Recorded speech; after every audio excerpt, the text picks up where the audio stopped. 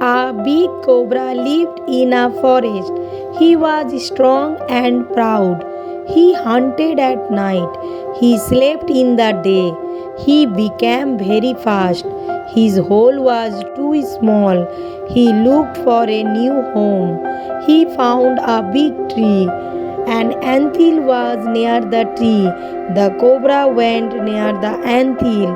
He said, I am the king. Go away from here, he shouted.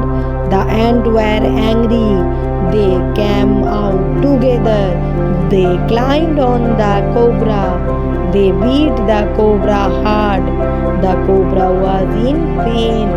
He ran away fast. The ants were happy. The cobra learned not to be proud. The moral of the story is do not be proud, be kind to others. If you like my video, please like, share and subscribe. Thank you.